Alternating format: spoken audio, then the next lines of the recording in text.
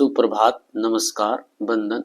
आज class 12th का political science का very important long question answer लेकर आया हूं बच्चों।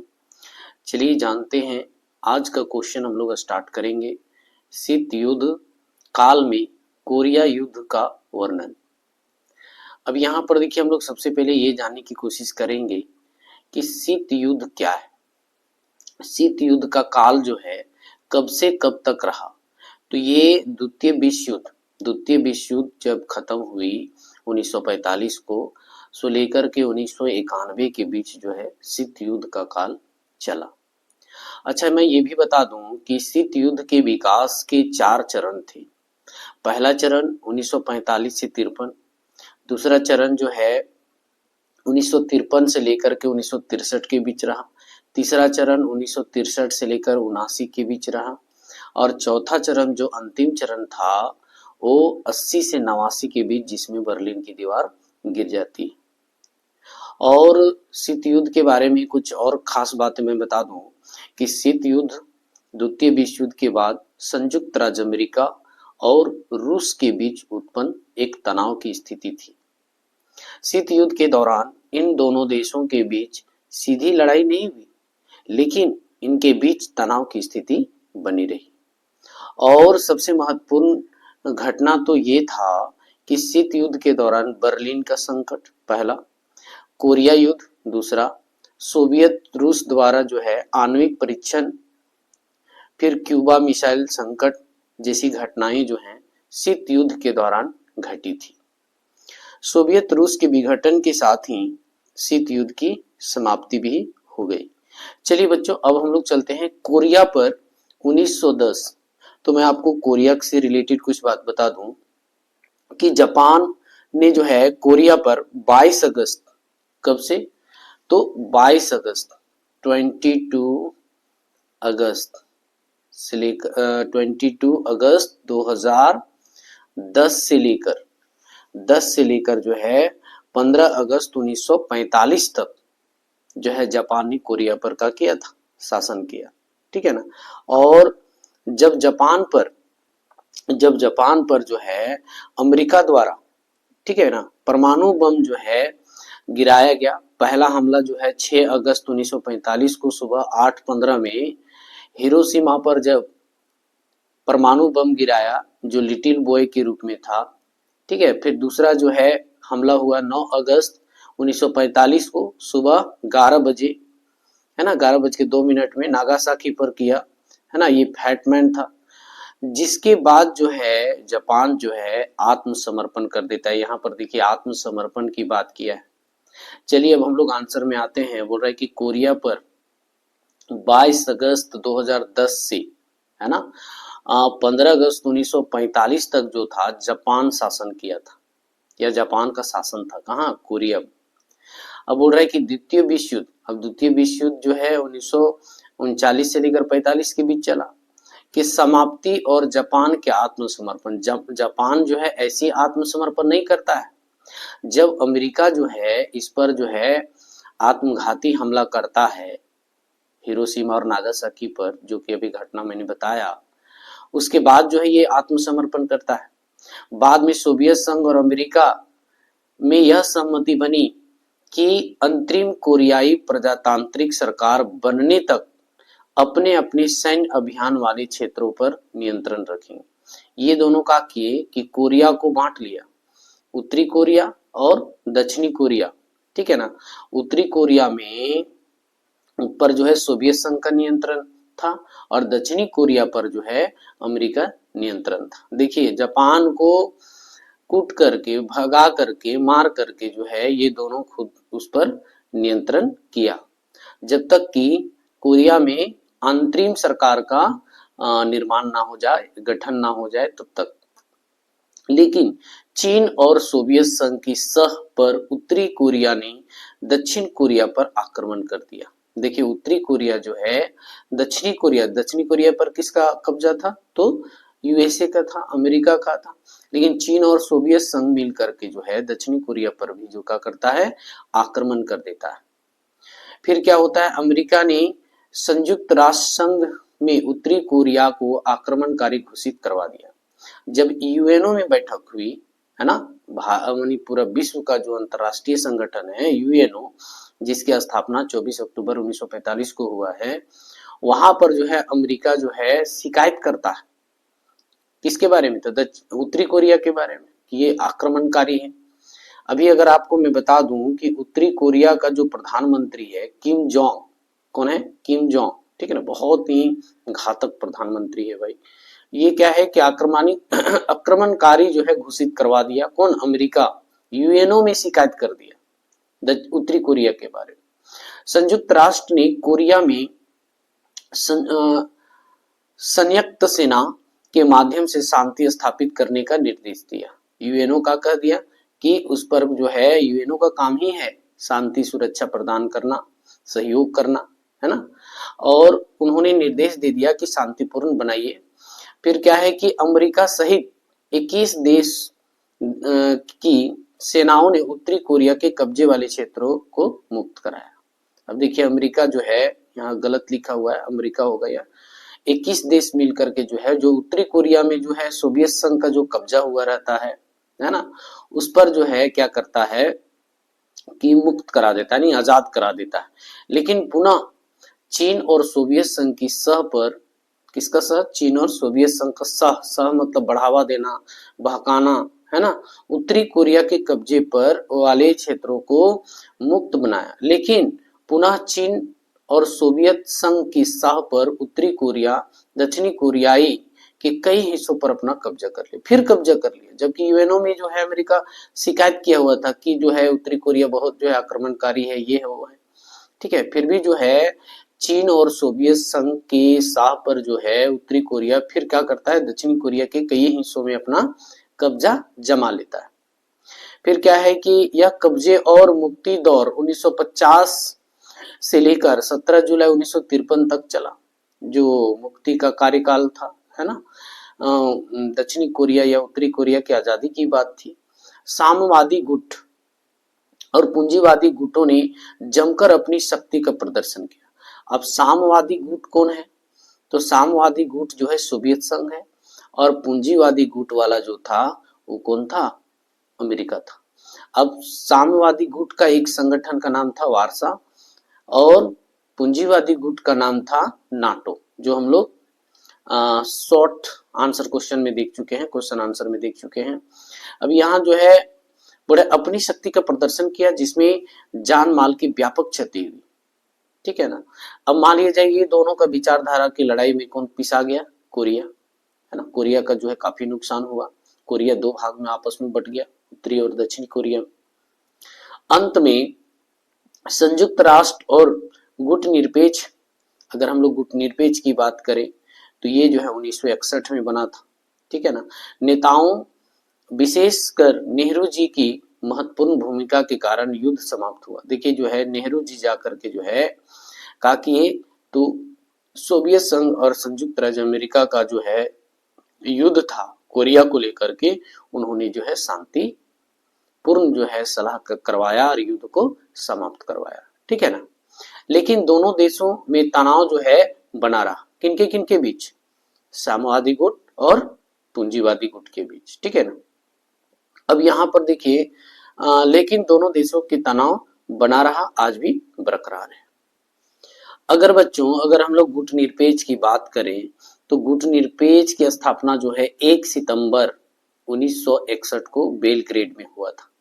इसकी स्थापना में यूगोस्लाविया के जो प्रधानमंत्री थे, है ना, जोसेफ ब्रोज टिटो, और मिस्र का गमाल अब्दुल नासिर, भारत का जवाहरलाल नेहरू, घाना का क्वामे नक्रमा, इंडोनेशिया का सुकरानो, ये पांचों नेता जो है गुट निरपेक्ष आंदोलन का संस्थापक माने जाते हैं।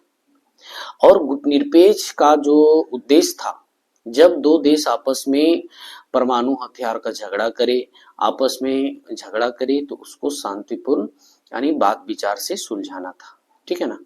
चलिए बच्चों हम लोग नेक्स्ट क्वेश्चन की ओर आते हैं।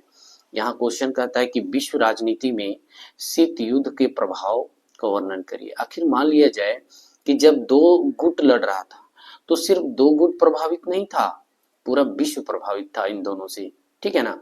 तो इसके प्रभाव के बारे में हम लोग चलिए जानते हैं। पहला बोलता है शीत युद्ध के दौरान हथियारों की होड़। परमाणु सोवियत संघ सबसे पहले शुरुआत किया कि वो क्या करने लगा, परमाणु हथियार बना करके परीक्षण करने लगा। तो अमेरिका भी जो है पीछे नहीं रहा, वो भी जो है परमाणु हथियार बनाना शुरू कर दिया, ठीक है ना। शक्ति प्रदर्शन करना शुरू कर दिया, देशों की गुटबंदी तथा तनाव बने रहे, विश्व दो ध्रुवीय बन गया। एक तरफ तो पूर्वी विश्व में अगर हम बात करें तो सोवियत संघ, और पश्चिमी की बात करें तो अमेरिका जो है दो ध्रुवीय में बट गया। लेकिन साथ ही विश्व में एक शक्ति संतुलन बना रहा। चलिए इसको हम लोग मैप में देखते हैं। यहाँ पर आप लोग देख सकते हैं बच्चों कि ये है आपका अमेरिका, ये है आपका अमेरिका, और ये आपका है सोवियत संघ, ठीक है ना। ये देखिए कि पूरा विश्व का इधर पूर्वी ओर है और ये क्या है, पश्चिमी ओर है। तो ये जो था साम्यवादी विचारधारा का था और ये जो था पूंजीवादी विचारधारा को मानने वाला था, ठीक है ना। और ये दोनों के बीच जो है शीत युद्ध शुरू हो गया।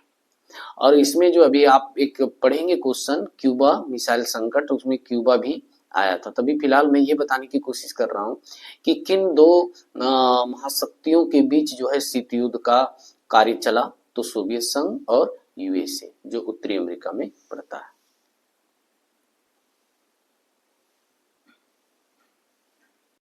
चलिए बच्चों हम लोग दूसरा पॉइंट में आते हैं। शीत युद्ध के दौरान कई संकट आए, कई खूनी लड़ाइयां हुई, लेकिन इन संकटों और खूनी लड़ाइयों की परिणति तीसरे विश्व युद्ध के रूप में नहीं हुई। ये जो है सिर्फ आपस में जो है बात विचार और कहिए विचारधारा की लड़ाई थी, ना कि परमाणु हथियार का जो है इन्होंने प्रयोग किया, ठीक है ना। तीसरा विश्व युद्ध का जो है कोई संकट नहीं आया। चलिए तीसरा पॉइंट में आते हैं। बोल रहा है कि दोनों महाशक्तियां कोरिया में एक तो सोवियत संघ की बात करें तो उत्तरी कोरिया में, और दक्षिणी कोरिया में अमेरिका क्या कर लिया था, कब्जा कर लिया था अपने सैन्य क्षेत्र में। बड़े दोनों महाशक्तियां कोरिया 1950 से लेकर 53 तक बर्लिन के, देखिए यहाँ पर एक तो पहला संकट हो गया, शीत युद्ध के दौरान जो है कोरिया पर कब्जा ही दोनों ने किया। उसके बाद दूसरा घटना का जिक्र कर रहा है बर्लिन की दीवार। तो बर्लिन की दीवार मैं बता दूं जर्मनी में है। कहां पर है, तो जर्मनी में। यहाँ पर 150 किलोमीटर जो है एक दीवार बनाई गई थी। जर्मनी को दो पार्ट में बांट दिया गया था और पूर्वी जर्मनी जो था सोवियत संघ के विचारधारा से प्रभावित था, जबकि पश्चिमी जर्मनी जो था या पश्चिमी यूरोप कह सकते हैं, वो किससे प्रभावित था, तो पूंजीवादी अर्थात अमेरिका से प्रभावित था। तो यहाँ पर ये आपस में बिछड़ गया। कौन, यूरोप दो पार्ट में बट गया, एक तो ग्रीक और दूसरा लैटिन में। हालांकि रोम साम्राज्य से ही यूरोप दो पार्ट में बटा हुआ था, एक था अभिजात वर्ग और एक था निम्न वर्ग।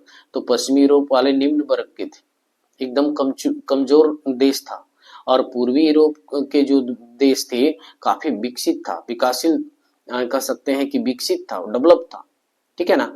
और वो किसकी विचारधारा से प्रभावित हो गए, तो सोवियत रूस के विचारधारा से प्रभावित हो गए थे। तो यहाँ पर कहीं ना कहीं यूरोप भी जो है शीत युद्ध के दौर में काफी जो है परेशानी झेला। उसके बाद क्या है, कांगो 1950 के शक की शुरुआत, यानी यहाँ आपस में जो है शक होने लगा, है ना। और शक का इलाज कुछ नहीं होता है, और कई अन्य स्थानों पर सीधे सीधे मुठभेड़ की स्थिति में आ चुकी थी, लेकिन लड़ाई नहीं हुई थी। कोरिया, वियतनाम और अफगानिस्तान जैसे कुछ क्षेत्रों में व्यापक जनहानि हुई, लेकिन विश्व परमाणु युद्ध से बचा रहा और वैमनस्य विश्वव्यापी नहीं हो पाया। तो ये जो है शीत युद्ध के दौरान जो है घटनाएं जो हुई उसके बारे में जिक्र है।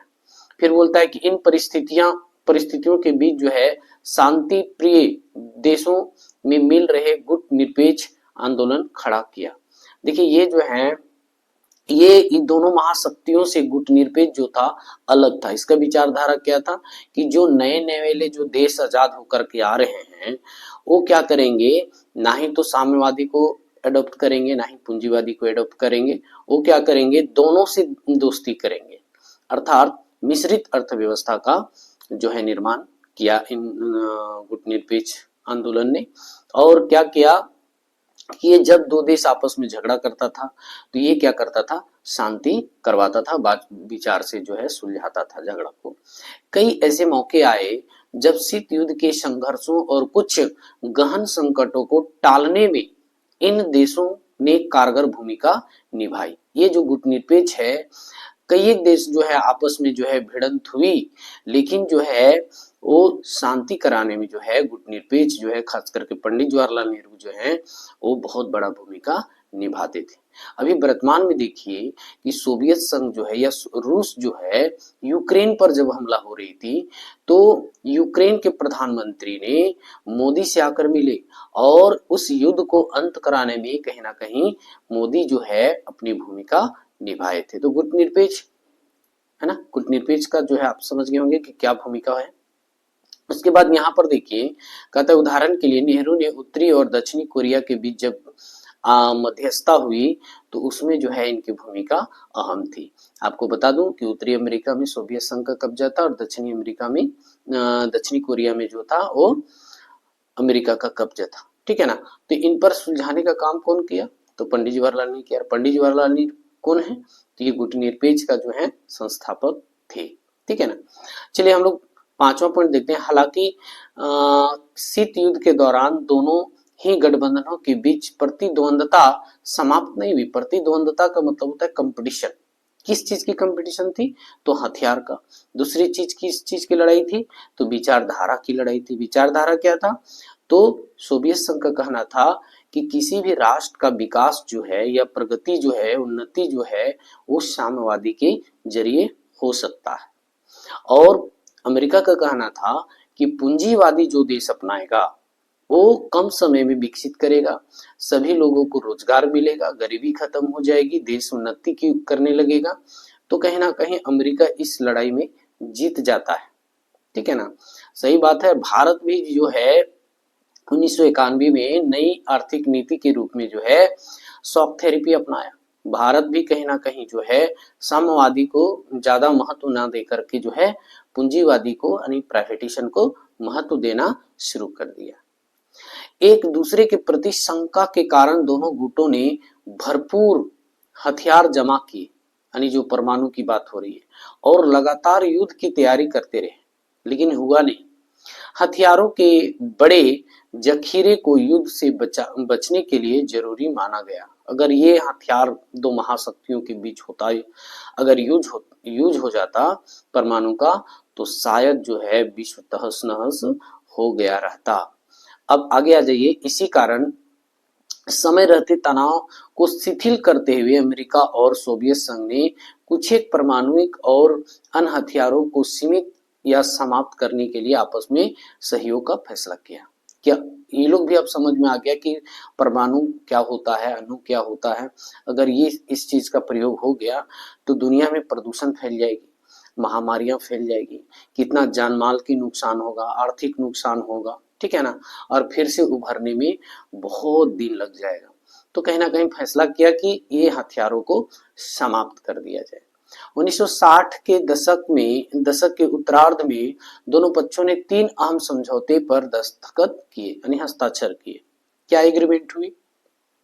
पहला एग्रीमेंट है कि परमाणु परीक्षण प्रतिबंध संधि, बी परमाणु अप्रसार संधि, और तीसरा है परमाणु प्रेक्षेपास्त्र परिसीमन संधि। ये जो है परमाणु कुल मिलाकर के जो है परमाणु ना कोई इसका शोध करेगा, ना ही इसका प्रसार करेगा, ठीक है ना एक दूसरे पर जो है वार करेगा।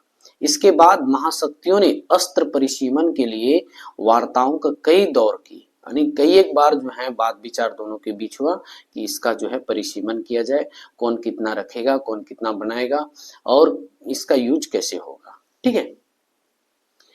चलिए बच्चों हम लोग तीसरा क्वेश्चन में आते हैं। ये भी बहुत इंपॉर्टेंट क्वेश्चन है। द्विध्रुवीय विश्व के प्रारंभ से आप क्या समझते हैं, यानी पूरा विश्व जो है 2 ध्रुव में बट गया।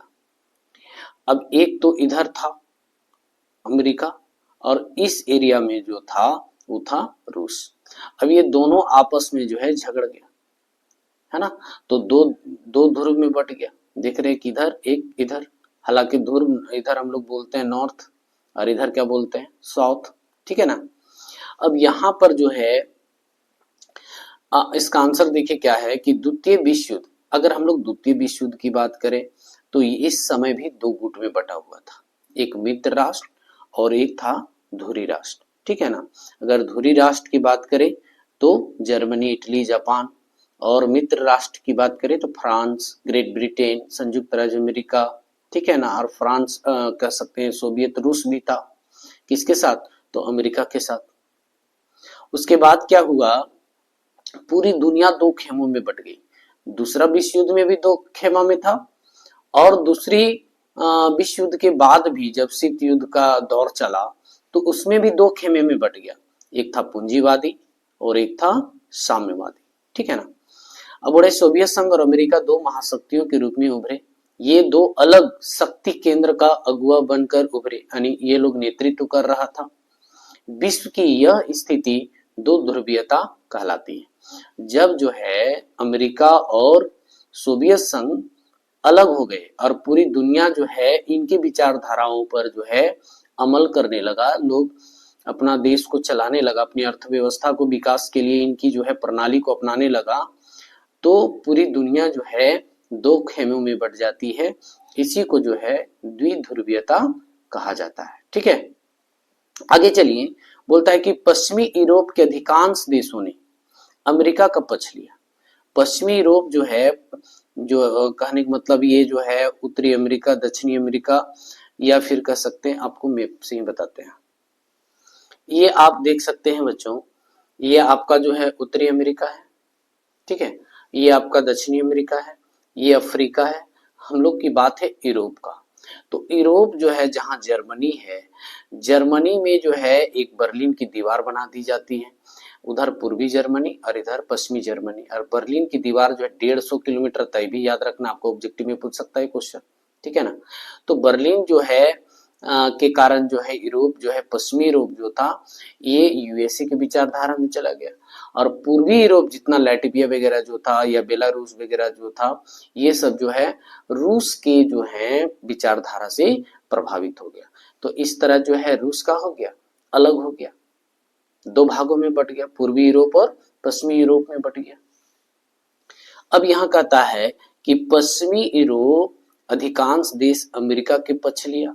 इन पूंजीवादी देशों की पहली दुनिया कहा जाता है। जो पूंजीवादी अपनाया उसको क्या कहा जाता है, पहली दुनिया। अच्छा, आप लोग ये भी जान लीजिए कि पूंजीवादी अर्थव्यवस्था किसको कहते हैं। वह देश जिसके उत्पादन के साधनों पर जो है व्यक्तिगत स्वामित्व होता है, यानी प्राइवेटेशन का ज्यादा बोलबाला होता है, तो उसको हम लोग पूंजीवादी अर्थव्यवस्था कहते हैं, ठीक है ना। और जितने भी पश्चिमी यूरोप के जो देश जो हैं पूंजीवादी को अपनाया उसको कहता है पहली दुनिया, नई दुनिया अमेरिका को कहा जाता है, ठीक है ना। अमेरिका, ब्रिटेन, फ्रांस, पुर्तगाल आदि देशों को पहली दुनिया के देश कहा जाने लगा, क्योंकि यहाँ पर टेक्नोलॉजी के मामले में बहुत आगे। फिर जबकि पूर्वी यूरोप सोवियत खेमे में शामिल हो गया, ये खेमे पश्चिमी और पूर्वी गठबंधन कहलाते हैं। जैसे अगर हम लोग पश्चिमी गठबंधन की बात करें तो नाटो, और पूर्वी गठबंधन की बात करें तो वर्षा, ठीक है ना। इन दो देशों के इन देशों की राजनीतिक प्रणाली और सामाजिक व्यवस्था को सोवियत संघ की समाजवादी प्रणाली की तर्ज पर ढाला गया। यानी जो है जितना भी पूर्वी था सोवियत संघ जो था, वो इसके विचारधारा मानने वाले क्या थे, समाजवादी प्रणाली। अब समाजवादी प्रणाली क्या है या अर्थव्यवस्था क्या है, तो बोल रहा है कि वह अर्थव्यवस्था जिसमें उत्पादन के सभी साधनों पर सरकार का नियंत्रण हो, सरकार उसको नियमित करेगा, है ना, सरकार जो है रोजगार का सृजन करेगा, ठीक है। तो ये सोवियत संघ जो था समाजवादी प्रणाली की तर्ज पर जो है अपने आप को ढाला। इन्हें ही समाजवादी खेमे का देश कहता है, और इसको क्या कहा जाता है, दूसरी दुनिया कहा जाता है। जो समाजवादी देश है उसको दूसरी दुनिया, और जो पूंजीवादी को एडॉप्ट करके रखा है उसको जो है पहली दुनिया। और तीसरी दुनिया उसको कहा जाता है जो ना ही पूंजीवादी को एडॉप्ट किया है ना समाजवादी, बल्कि पूंजीवादी समाजवादी दोनों को एडॉप्ट करके रखा हुआ है, उसको तीसरी दुनिया का दर्जा दिया गया। जैसे भारत भी तीसरी दुनिया में आता है। और भारत की अर्थव्यवस्था कैसी है? तो मिश्रित अर्थव्यवस्था है, जहां पर पूंजीवादी और समाजवादी दोनों मिलकर के जो है अर्थव्यवस्था को उन्नति और विकास की ओर ले जा रहा है। इसको तीसरी दुनिया का दर्जा दिया गया है। बड़ा विश्व दो ध्रुवीय बन गया, लेकिन साथ में विश्व में एक शक्ति संतुलन बना रहा। लड़ाई नहीं हुई आपस में, दोनों सिर्फ बीच तनाव था, लेकिन लड़ाई नहीं हुई। इन दो ध्रुवीय शक्तियों के वर्चस्व को लेकर शीत युद्ध के दौरान हथियारों के होड़, खाली हथियार बना रहा था, परमाणु हथियार जो है सोवियत संघ और अमेरिका बना रहा था, बाकी युद्ध हुआ नहीं। शक्ति प्रदर्शन, देशों की गुटबंदी तथा तनाव बने रहे, बस यही था। दो ध्रुवीयता था, दो ध्रुवीयता विश्व का जो है प्रारंभ जो है कैसे हुआ और किसे कहा जाता है, हम लोग इस क्वेश्चन के माध्यम से देख लिए। आगे आइए, ये बहुत इंपॉर्टेंट क्वेश्चन है बच्चों। अगर इसको कहा जाए तो 2019-2022 में जो है क्वेश्चन पूछा हुआ है, तो 100% इसको आप याद करके जाएंगे, ये क्वेश्चन आएगा। ठीक है, चलिए हम लोग चलते हैं। क्यूबा मिसाइल संकट पर एक लेख लिखते हैं। सबसे पहले तो मैं आपको एक क्यूबा दिखाना चाहूंगा मैप के माध्यम से कि क्यूबा कहां पर है। तो ये देखिए आप, ये उत्तरी अमेरिका है और ये आपका दक्षिणी अमेरिका है, ये पनामा नहर है, ये जो है कैरिबियाई सागर है। तो यहाँ पर जो है देखिए ये क्यूबा है ना, ये अमेरिका में ही है, अमेरिका महाद्वीप में ही है। ये वेस्ट इंडीज जिसको कहा जाता है, इसको क्या कहा जाता है, पूरा जो द्वीपीय समूह इसको पूरा वेस्ट इंडीज कहा जाता है। और वेस्ट इंडीज के अंतर्गत ही क्यूबा आता है। क्यूबा का राजधानी जो है हवाना है, इतना याद रखना है। अच्छा, अगर हम लोग क्यूबा की बात करें, क्यूबा की खोज जो है क्रिस्टोफर कोलंबस ने किया था, ये भी आपको याद रखना है। और क्रिस्टोफर कोलंबस कहाँ के रहने वाले थे, तो पुर्तगाली थे, है ना। और वो स्पेन से अपनी यात्रा शुरू किए थे। हालांकि वो उन्होंने पुर्तगाली भाषा भी जानते थे, स्पेनिश भी जानते थे, है ना। इसलिए क्यूबा में जो भाषा बोली जाती है ना, वो स्पेनिश बोली जाती है। और क्यूबा की खोज जो हुई थी 28 अक्टूबर को हुई थी। कब हुई थी? 28 अक्टूबर 1492 को हुई थी। और कौन किया था? क्रिस्टोफर कोलंबस किया था। ठीक है, चलिए अब हम लोग आंसर में आते हैं। क्यूबा अमेरिका के तट से लगा हुआ है, जिसे कि अभी मैंने मैप में दिखाया कि उत्तरी अमेरिका के तट पर जो है वेस्ट इंडीज में है, जो द्वीपीय देश है और एक छोटा सा द्वीपीय देश है। 1962 में सोवियत संघ ने निकिता क्रुश्चेव के क्यूबा के रूस से सैनिक अड्डे के रूप में परिवर्तित करने का निर्णय लिया।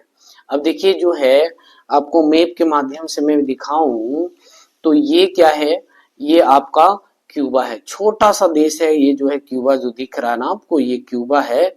और ये जो है ये सोवियत संघ यानी साम्यवादी विचारधारा से प्रभावित था। और कहीं ना कहीं सोवियत संघ जो है इसको प्रलोभन दिया कि तुम्हारा जो भी आर्थिक स्थिति है हम आपको सुधार देंगे, या आपको सैन्य स्थिति है हम देंगे, मजबूती करेंगे। ठीक है, और इसी का फायदा को उठा करके जो है यहाँ पर देखते हैं सोवियत संघ के जो है क्या करने लगा, क्रुश्चेव ने क्यूबा के रूप से सैनिक अड्डे के रूप में जो है परिवर्तित करने लगा। यानी सोवियत संघ जो है अपना सैनिक अड्डा कहाँ बनाने लगा, तो क्यूबा में बनाने लगा। ठीक है ना, और वहां परमाणु मिसाइल तैनात कर दी। देखिए कितना बदमाश, ये क्या कर दिया, सोवियत संघ जा करके क्यूबा में जो है मिसाइल तैनात कर दिया। किधर मुंह कर करके, तो यूएसए के तरफ। ठीक है ना, तो यूएसए के लिए एक संकट बन गया कि इसको कैसे शांति कराया जाए। बड़े इन हथियारों के कारण अमेरिका सोवियत संघ के निकट निशाने पर आ गया, क्योंकि सोवियत संघ अमेरिका के ठिकानों और शहरों पर आक्रमण कर सकता था, किया नहीं, कर सकता था, इसलिए तो मिसाइल्स को जो है तैनात करता है। अतः अमेरिकी राष्ट्रपति कैनेडी ने उनके परामर्शदाता परमाणु मिसाइलों को क्यूबा से हटाने के पक्ष में था। बोल रहा है कि किसी तरह जो है कैनेडी जो चाह रहा था कि क्यूबा से जो है मिसाइल वापस कहाँ चला जाए, तो सोवियत संघ चला जाए। ठीक है ना, और जो है युद्ध टल जाए। वे परमाणु युद्ध भी नहीं चाहते थे, यानी जो कैनेडी अमेरिका के राष्ट्रपति जो थे वो परमाणु युद्ध नहीं चाहते थे। अतः उन्होंने अमेरिकी जंगी बेड़ों को भेजकर सोवियत जहाजों को रोकने का निर्णय किया। यानी जो सोवियत संघ से जो जहाज आ रहा था तो उस जहाज को जो है रोकने का प्रयास किया गया। कौन? अमेरिकी जंगी के द्वारा। ठीक है, यानी अमेरिकी सेना के द्वारा जो है उनको रोकने का प्रयास किया गया। फिर वो कहता है कि उस समय ऐसा लगता था कि परमाणु युद्ध हो सकता है, परंतु दोनों देशों ने बुद्धि और समझ से काम लिया और सोवियत संघ के जहाजों ने अपनी गति कम कर दी, यानी कम आने लगा या कहिए कम यात्रा करने लगा। ठीक है ना, और वापस चले गए। इस प्रकार यह संकट टल गया। यही संकट जो है क्यूबा मिसाइल संकट के नाम से प्रसिद्ध है। ठीक है, अब एक और इम्पोर्टेंट क्वेश्चन में से है, ये भी जो है आपका प्रीवियस ईयर में पूछा हुआ क्वेश्चन है। तो सोवियत संघ का विघटन क्यों हुआ और इसकी परिस्थितियां क्या हुई? ठीक है ना, सोवियत संघ का अगर हम लोग विघटन की बात करते हैं बच्चों, तो बर्लिन की दीवार से शुरू होती है। और बर्लिन की दीवार कहाँ है? तो जर्मनी में है। अब जर्मनी की जब दीवार गिरी है ना, और क्यों गिरी? तो यूरोप जो है दो पार्ट में बटा हुआ था, पूर्वी यूरोप और पश्चिमी यूरोप। तो पूर्वी यूरोप वाले पश्चिमी यूरोप वाले की अपेक्षा कम डेवलप कर रहे थे, क्योंकि वो समाजवादी विचारधारा को अपनाए हुए थे। अब समाजवादी वाला जो है ऑन द स्पॉट जो है वो डिसीजन ऑन स्पॉट डिसीजन नहीं ले पाता है। यही कारण है कि उसकी आर्थिक स्थिति बहुत दयनीय हो चुका था, या कहिए कि पश्चिमी यूरोप की अपेक्षा कम डेवलप किया। तो उसके जो है मलाल होने लगा और जो है बर्लिन की दीवार जो है 1989 में तोड़ना शुरू कर देता है। और फिर जाकर के जितने भी सोवियत संघ के विचारधारा से प्रभावित देश थे वो क्या करने लगते हैं? वो पूंजीवादी को एडॉप्ट करने लगते हैं। इसको शॉक थेरेपी के नाम से भी जाना जाता है। तो कुल मिलाकर के जो है सोवियत संघ का जो विघटन हुई शॉक थेरेपी की वजह से मानी जाती है। अब आगे आइए आंसर में। सोवियत संघ के विघटन के लिए अनेक कारक उत्तरदायी है, जिसमें से निम्नलिखित प्रमुख है। पहला, राजनीतिक आर्थिक संस्थाओं के अंदरूनी कमजोरी। समाजवादी की कमजोरी क्या है? कॉन्स्टिट्यूशन बना लेती है, अर्थात संविधान तो बना लेती है, लेकिन उस संविधान में प्रतिबद्ध नहीं होता। लोग जो है शपथ तो लेते हैं कि मैं करप्शन नहीं करूंगा, लेकिन जो है अभी अब भारत के संदर्भ में ही बात करें तो कई एक ऐसे जो हैं बड़े नेता हैं जो अपने कह सकते हैं व्यक्तिगत संपत्ति बढ़ाने में है, देश की प्रगति को नहीं चाहता है। ठीक है ना, तो यहाँ वही कारण है कि समाजवादी के जो है अंदरूनी कमजोरी है। सोवियत संघ की राजनीतिक आर्थिक संस्थाएं अंदरूनी कमजोरी के कारण लोगों की आकांक्षाओं की पूरी नहीं कर सकी। यानी जो लोगों की आशा था कि विकास होगा देश, लोगों को रोजगार मिलेगी, गरीबी दूर होगी, इंफ्रास्ट्रक्चर डेवलपमेंट होंगे, लेकिन ऐसा हुआ नहीं। यही सोवियत संघ के पतन का कारण रहा। कई सालों तक अर्थव्यवस्था गतिरोध रही, यानी जिस गति से प्रगति होनी चाहिए थी, उन्नति होनी चाहिए थी, मानव डेवलप करे, लेकिन हुआ नहीं। इससे उपभोक्ता वस्तुओं की बड़ी कमी हो गई, यानी जो उपभोक्ता के कंज्यूमर गुड्स जो था मार्केट में कम मिलने लगा। और सोवियत संघ की आबादी का एक बड़ा हिस्सा अपनी राज्य व्यवस्था को शक की नजर से देखने लगा। यानी शक की नजर से कहने का मतलब ये है कि सरकार से जो अपेक्षा थी कि देश के लिए योजना तैयार करेगा, डेवलपमेंट करेगा, लेकिन ऐसा होने नहीं लगा। उन लोगों की व्यक्तिगत तरक्की होने लगी और जनता पर ध्यान नहीं रखा जाने लगा। यही कारण है कि जो है सबके नजर से जनता सरकार को देखने लगी। उस पर उसने खुले आम सवाल जो है खड़े करने शुरू कर दिए, यानी सरकार के प्रति जो है आंदोलन शुरू हो गई, प्रोटेस्ट क्या हो गया, शुरू कर दिया। अब दूसरा कारण कहता है कि संसाधनों का अधिकांश भाग परमाणु हथियार और सैन्य साजो सामान पर लगाना, यानी जितना जो है अपनी प्रॉपर्टी है परमाणु बनाने में लगा रहा है पैसा, वो इंफ्रास्ट्रक्चर को डेवलपमेंट करने में नहीं लगा रहा है, उद्योग पर नहीं लगा रहा है, कृषि क्षेत्र को डेवलपमेंट में नहीं लगा रहा है। वो कहाँ लगा रहा है? तो लड़ाई झगड़ा में। तो भैया जान लीजिए, तीन खाकी वर्दी से बच के रहिए, एक सफेद वाला, काला कोट वाला और खाकी वर्दी वाला से।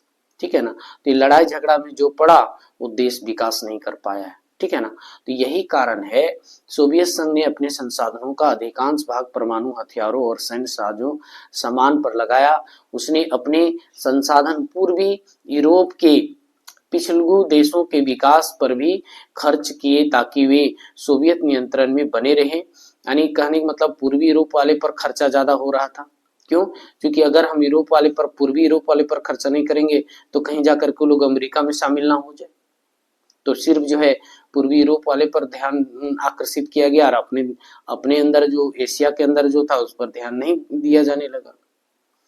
अब इससे सोवियत संघ पर गहरा आर्थिक दबाव बना और सोवियत व्यवस्था इसका सामना नहीं कर सका। जब अपनों ने, जब कहावत है ना कि अपनों ने लूटा गैरों में कहाँ दम था, तो वही वाला कहानी, गैरों में आप ज्यादा ध्यान दिए, अपनों में ध्यान दिए नहीं तो अपनों ने लूट लिया। ठीक है, यही हाल है और यही कारण है कि सोवियत संघ टूट गया।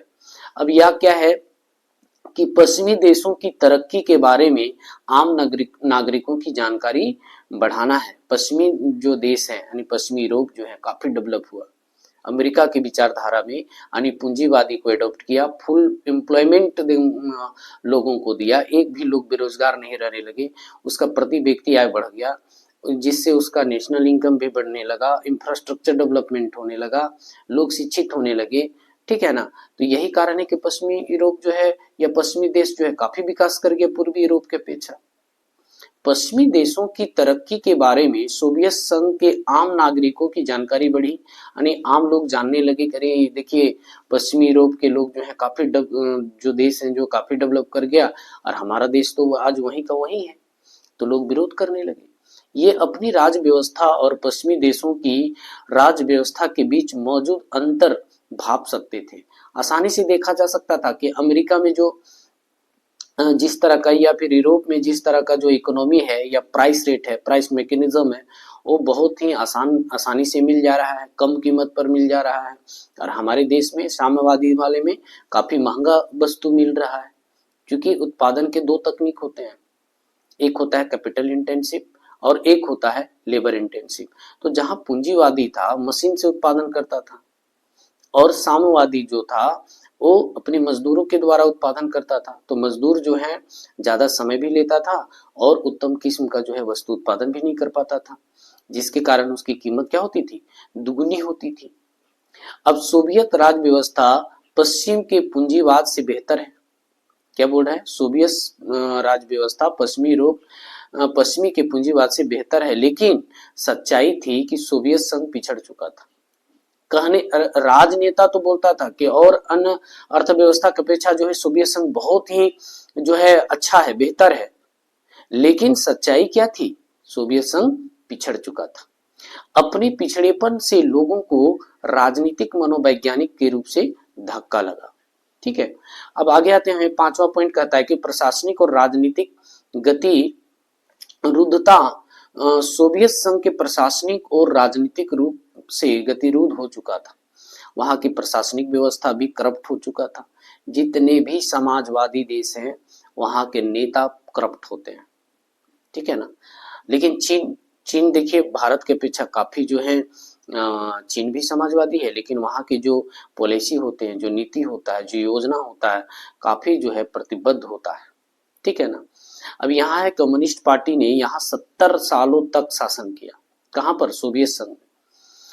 और यह पार्टी अब जनता के प्रति जवाबदेह नहीं रह गई थी, यानी जब अब की कोई भी सत्ता में जब रहता है तो उसका जवाबदेही होती है कि अर्थव्यवस्था को कैसे सुदृढ़ बनाना है, कैसे डेवलप करना है। ठीक है ना, और अब वहां पर सुस्त प्रशासन देखी जा रही थी, भारी भ्रष्टाचार हो गया था। अभी मैंने भ्रष्टाचार का जिक्र भी किया था कि जहां पर भी समाजवादी होता है, नेताओं के हाथ में जब देश की बागडोर होती है तो वे देश की प्रगति नहीं बल्कि खुद की प्रगति पर ज्यादा ध्यान देने लगता है, इसी को भ्रष्टाचार कहा जाता है। और देश की विशालता के बावजूद सत्ता का केंद्रीकृत होना, इन सारी बातों के कारण जो है आम जनता अलग थलग पड़ने लगी थी या पड़ गई थी। अब है मिखाइल गोर्बाचेव को सुधार, ये जो है अंतिम जो है राष्ट्रपति होते हैं कहाँ के, तो सोवियत संघ के, और इनके जो है कार्यकाल में काफी सुधार, आंतरिक सुधार करने की कोशिश भी किया जाता है। देखिए मिखाइल गोर्बाचेव ने सुधारों के द्वारा समस्याओं के समाधान का वादा किया। जब ये राष्ट्रपति बने तो जनता से कहा कि वादा किए कि हम जो है पश्चिमी यूरोप के तर्ज पर या कहिए अमेरिका के तर्ज पर जो है हम अपने देश को विकास करने की कोशिश करेंगे, ये मेरा वादा है। किसने कहा, मिखाइल गोर्बाचेव, ठीक है ना। गोर्बाचेव ने अर्थव्यवस्था को सुधारने, पश्चिमी की बराबरी पर लाने और प्रशासनिक ढांचे को ढील देने का वादा किया, ठीक है ना, कि हम उतना जो है प्रशासनिक बहुत टाइट कर दिया। यानी कहने का मतलब है कि टैक्स वगैरह ज्यादा लेता था और वो टैक्स के पैसे कहाँ लगाता था, तो परमाणु हथियार बनाने में लगाता था, ना कि इंफ्रास्ट्रक्चर बनाने। अगर इंफ्रास्ट्रक्चर बनाता, डेवलप करता, है ना, आधारभूत संरचना को आगे ले जाता, इंडस्ट्री लगाता, तो कहीं ना कहीं लोगों को रोजगार मिलती। लेकिन वो किस में लगा रहा है, परमाणु हथियार बनाने में लगा रहा था पैसा, ठीक है ना। यही कारण है कि अपनी अर्थव्यवस्था को विकास नहीं कर पाया। लेकिन गोर्बाचेव वादा किया कि मैं जो है पश्चिमी के बराबरी पर ले आऊंगा। गोर्बाचेव ने इन सुधार के लागू भी किया। इससे लोगों की आकांक्षाएं और अपेक्षाएं बढ़ गई कि अब तो कुछ होगा, ठीक है। अब यहाँ पर 6 पॉइंट कहता है कि राष्ट्रवादी भावनाओं को संप्रभुता की इच्छा का उभार। रूस और बाल्टिक गणराज्य, एस्टोनिया, लैटविया जो अभी देखिए यहाँ पर जो है लिंगानुपात सबसे ज्यादा है 1187, ये यूरोप का देश है। फिर है लिथुआनिया, यूक्रेन और जॉर्जिया जैसे सोवियत संघ के गणराज्य इस उभार में शामिल थे। जो पूर्वी यूरोप के जो देश थे 8 गो, वो सोवियत संघ में शामिल था। राष्ट्रीयता और संप्रभुता की भावी उभार सोवियत संघ के विघटन का अंतिम और सर्वाधिक तत्कालीन कारण सिद्ध हुआ। ये लोग क्या हुआ कि अब जो है पश्चिमी यूरोप से मिलने का जो है ठान लेता है, खास करके बेलारूस, रूस, ये सारे जो है विखंडन का कारण है। नेक्स्ट क्वेश्चन में हम लोग देखेंगे बच्चों कि सोवियत संघ के विखंडन के 6 परिणाम क्या हुए। आखिर जब अलग हुआ तो सोवियत रूस पर क्या असर हुआ, इसके विषय पर हम लोग आगे चर्चा करने वाले हैं। अब यहाँ पर कहता है कि सोवियत संघ के विघटन के परिणाम निम्नलिखित है। पहला, शीत युद्ध का दौर क्या हो गया, समाप्त हो गया। देखिए इसके पास 15 था, सोवियत संघ के जो सदस्य थे टोटल 15 देश इसमें था, जो वर्षा है, और नाटो में मात्र 12 था। तो कहीं ना कहीं जो है अमेरिका यानी नाटो से ज्यादा ताकतवर जो है वर्षा था। लेकिन जब से सोवियत संघ का विघटन हो जाता है 1991 में, तब से जो है यह कमजोर पड़ जाती है। और जो परमाणु हथियार का जो दावा करता था सोवियत संघ, अब वो दावा नहीं कर पा रहा है। यही कारण है शीत युद्ध का दौर क्या हो जाता है, समाप्त हो जाता है। और कहीं ना कहीं अमेरिका अपनी विचारधारा से विजय प्राप्त कर लेता है। और यही कारण है एक ध्रुवीयता पर आगे क्वेश्चन पूछ सकता है कि एक ध्रुवीयता क्या है। अभी हम लोग तो 2 ध्रुवीयता पढ़ के आ रहे हैं कि सोवियत संघ और अमेरिका जो है अलग अलग पूरी दुनिया को 2 भागों में बांट दिया, उसी को 2 ध्रुवीयता कहते हैं। लेकिन एक ध्रुवीयता क्या है, तो एक ध्रुवीयता जो है जब सोवियत संघ का विघटन हो जाता है और अकेला एक महाशक्ति बच करके कौन रह जाता है, यूएसए रह जाता है, तो उसको हम लोग एक ध्रुवीयता के नाम से जानेंगे, ठीक है। अब आगे यहाँ पर देखते हैं एक ध्रुवीय, देखिए आ ही गया पॉइंट में, एक ध्रुवीय विश्व का उदय हो गया। क्यों, क्योंकि अब हथियारों की होड़ भी समाप्त हो गई। अब जो है सोवियत संघ खुद जो है अलग थलग हो गया, जो इसका जो है ना यूनिटी था वो खत्म हो चुका था। अब जो है विश्व के अमेरिका का वर्चस्व स्थापित हो गया और सैन्य बल के आधार पर आ गई, आधार पर कोई भी देश अमेरिका को चुनौती नहीं दे सकता। एक सिर्फ जो है सोवियत संघ ही जो था जो कि अमेरिका को चुनौती दे रहा था। अब वैसा कोई महाशक्ति बचा नहीं, क्योंकि ये टूट चुका था। अब पूंजीवादी अर्थव्यवस्था, विश्व में पूंजीवादी अर्थव्यवस्था अंतरराष्ट्रीय स्तर पर प्रभावशाली अर्थव्यवस्था बन गई, है ना। पूंजीवादी अर्थव्यवस्था आखिर क्या है जो पूरी दुनिया इसकी कायल है, तो पूंजीवादी अर्थव्यवस्था उस तरह की अर्थव्यवस्था को कहा जाता है जिसमें उत्पादन के सभी साधनों पर व्यक्तिगत स्वामित्व होता है। जब खुद का संपत्ति होता है तो उसको जो है दिन दुनी रात चौगुनी करने के लिए जो है खूब मेहनत लोग करते हैं, और जो है उसमें फुल एम्प्लॉयमेंट की जो है रोजगार सृजन होती है, लोग इंडस्ट्री लगाने लगते हैं, प्रति व्यक्ति आय बढ़ जाती है, जीवन स्तर बढ़ जाता है, उच्च होने लगता है। तो यही कारण है देश जो है प्रगति की ओर जाने लगता है। यही कारण है कि पूंजीवादी से प्रभावशाली था, यानी क्या कह सकते हैं कि सभी प्रभावित था। विश्व बैंक और अंतरराष्ट्रीय मुद्रा कोष जैसी संस्थाएं देशों को सलाहकार बन गई, किसका? पूंजीवादी का। और पूंजीवादी देशों को जो है IMF जो है या विश्व बैंक जो है लोन भी प्रोवाइड करवाने लगा था। उदारवादी लोकतंत्र का उभार। अब देखिए उदारवादी क्या है, जिसको लिबरलाइजेशन कहते हैं। बड़े राजनीतिक रूप में उदारवादी लोकतंत्र राजनीतिक जीवन को सूत्रबद्ध करण की सर्वश्रेष्ठ भावना के रूप में उभरा। कहने का मतलब है कि जो देश जो है इंडस्ट्री लगाना चाहती है तो सरकार जो है कुल मिलाकर के उसमें सहयोग करती है, प्राइवेटेशन को बढ़ावा देती है ना, और लाइसेंस जो है मुक्त करा देता है, तो उसी को उदारीकरण या उदारवादी कहा जाता है। सोवियत संघ की केंद्रीकृत सत्ता का अंत हो चुका था। अब जो है सोवियत संघ का जो है सत्ता समाजवादी वाला या हथियार की होड़ वाला जो है वो खत्म हो जाता है। अब नए देशों का उदय होना शुरू हो गया। सोवियत संघ के विघटन के कारण जो है नए देशों का उदय हुआ, जिनकी अपनी पहचान और पसंद थी। देखिए लोग स्वतंत्र और अभिव्यक्ति की आजादी चाहता है। कोई जो है दूसरे के विचारधारा पर कितना दिन तक चलेगा, खुद की जो है विचारधारा को उत्पन्न करना ही पड़ेगा, ठीक है ना। इसमें से बाल्टिक और पूर्वी यूरोप के देश यूरोपीय संघ और नाटो से संबंध रखना चाहते थे। क्यों? क्योंकि नाटो में जितने भी शामिल जो देश था और यूरोपीय संघ में काफी तरक्की कर रही थी सोवियत संघ की अपेक्षा, है ना।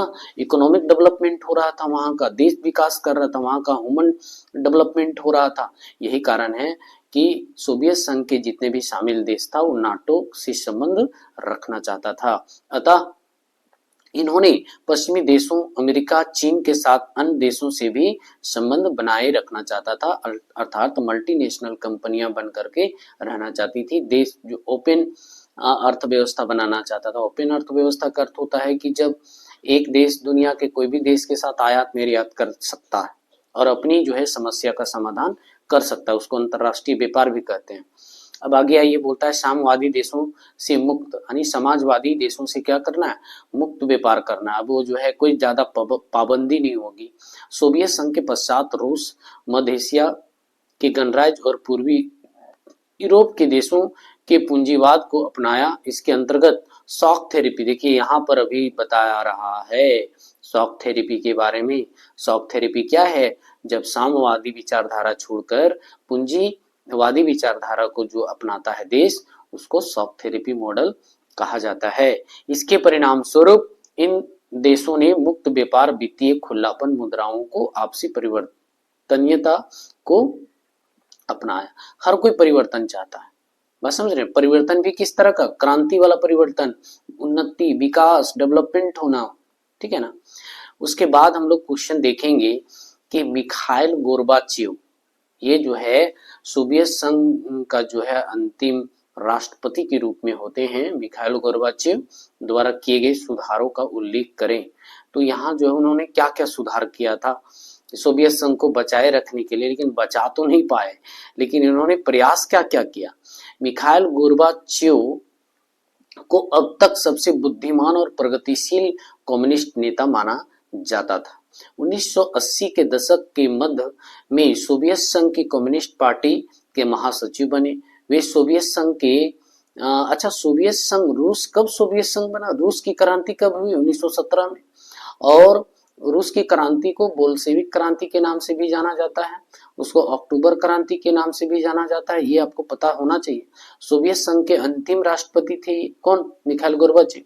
उनके द्वारा किए गए सुधार निम्नलिखित बिंदुओं पर द्वारा स्पष्ट किया जा सकता है, जिसे बोल रहे हैं ग्लासनोस्त। ये क्या है? ग्लासनोस्त क्या है? इसका मतलब है खुलापन। खुलापन मतलब ज्यादा जो है बैंड नहीं लगाया जाए, जो हमारे सदस्य देश हैं उन पर जो है ज्यादा टैक्स न लगाया जाए, है ना, उस पर उदारवादी दिखाया जाए। तो खुलापन सुधारों को सुस्पष्ट जो है समर्थक थे कौन? गोर्बाचेव ने साम्यवादी पार्टी की आलोचनाओं और कमजोरियों को स्वीकार करने की शुरुआत कर दी। यानी कि नहीं, सही बात है कि जो है ऑन द स्पॉट जो है कोई डिसीजन नहीं होता है। इन्होंने स्वीकार किया कि समाजवादी अर्थव्यवस्था में क्या क्या जो है रूढ़ियां हैं और क्या क्या गलतियां हैं, जिसके कारण जो है पूंजीवादी अर्थव्यवस्था की अपेक्षा हमारा जो अर्थव्यवस्था है धीमी गति से प्रगति कर रही है। इन्होंने जो है कमजोरियों को स्वीकार करना शुरू कर दिया। अब हर मुद्दे पर स्वतंत्र और खुली बहस होने लगी, यानी डिबेट होने लगा। यानी किसी मुद्दा पर जो है डिबेट होकर के उस पर योजना बनाई जाने लगी। अभिव्यक्ति की आजादी पर से भी बंदिशों हटा ली गई थी, है ना। लोगों को धार्मिक स्वतंत्रता दे दी गई कि आप जो भी धर्म मानना चाहते हैं, प्रचार करना चाहते हैं कर सकते हैं, जहां रोजी रोजगार करना चाहते हैं कर सकते हैं। लेकिन बहुत अंत हो चुका था, अब समय बचा नहीं था, है ना। अब बोल रहा है कि प्रेस्ट्रोइक क्या है, ये प्रेस्ट्रोइका क्या है, इसका मतलब है पुनर्गठन, फिर से जो है पुनर्जागृत करने की कोशिश किया जा रहा था मिखाइल गोर्बाचेव के द्वारा। कहाँ, सोवियत संघ को, कि नहीं आप लोग बने रहिए, हम जो है देश को फिर से क्या करेंगे, उस अवस्था में लेके आएंगे जिस समय था, यानी शुरुआती अवस्था में। बोले उद्यमों के मालिकों को बाजार की परिस्थितियों और उपभोक्ताओं की मांगों के अनुसार उत्पादन करने के लिए प्रेरित किया गया। आप जानते हैं ना, आवेश में और दुश्मनी निभाने के चक्कर में अपनी प्रगति को रुक जाता है। और यही कारण है कि अमेरिका के साथ दुश्मनी निभाने के चक्कर में सोवियत संघ खुद को विखंडित कर लिया। इसीलिए दुश्मनी अच्छी चीज नहीं है, अपनी प्रगति की ओर ध्यान देनी चाहिए। इसमें क्या है, सोवियत संघ के अर्थव्यवस्था का संक्रमण पूंजीवादी की ओर होने लगा। अब देखिए सोवियत संघ भी जो है पूंजीवादी का कायल बन जाता है। अब कहीं ना कहीं जो है ये भी जो है गवर्नमेंट सेक्टर को, सार्वजनिक क्षेत्र को प्राइवेट को सौंपना शुरू कर देता है ना। तो अक्कल तो आई, है ना। लेकिन बाद में अब यहाँ पर पश्चिमी देशों के साथ संबंधों को समान बनाने का प्रयास किया जाने लगा, वार्ता होने लगी कि अब व्यापार भी आपके साथ हम करेंगे। गणराज्यों को अधिक स्वायत्तता दिया जाने लगा, यानी जो देश शामिल था उसको जो है स्वायत्तता यानी स्वतंत्रता दी जाने लगी कि आप लोग जो है अपने हिसाब से भी काम कर सकते हैं। अंतर्राष्ट्रीय तनावों को कम करने का प्रयास भी किया जाने लगा। अब हालांकि गोर्बाचेव पर सोवियत संघ के पतन का आरोप भी है, यानी कहा जाता है कि नहीं आपके वजह से सोवियत संघ टूट गया। लेकिन उन्होंने जर्मनी एकीकरण में महत्वपूर्ण भूमिका निभाई, अर्थात जो पूर्वी यूरोप के जो देश थे, जो सोवियत संघ का विचारधारा से प्रभावित था, वो कहीं ना कहीं जाकर के पश्चिमी यूरोप से मिल जाता है। ये भी किसका देन है, तो गोर्बाचेव का। इस पर आरोप है कि आप ही ने जो है उन लोगों को बहकाया और भगाया, ठीक है ना। इसलिए कहा जाता है कि पतन का आरोप लगा। अब शीत युद्ध को समाप्त किया और साथ ही सोवियत संघ की जनता को राजनीतिक घुटन से मुक्ति दिलाई। लेकिन एक और भी बात है कि जो सोवियत संघ में रह करके जो है घुटन महसूस लोग जो कर रहा था, वो जो है कहीं ना कहीं गोर्बाचेव मुक्ति दिलाई। उसका नाम रूस के इतिहास में सुधारों के लिए भी जाना जाता है और पतन के भी कारण उन्हीं को माना जाता है, ठीक है।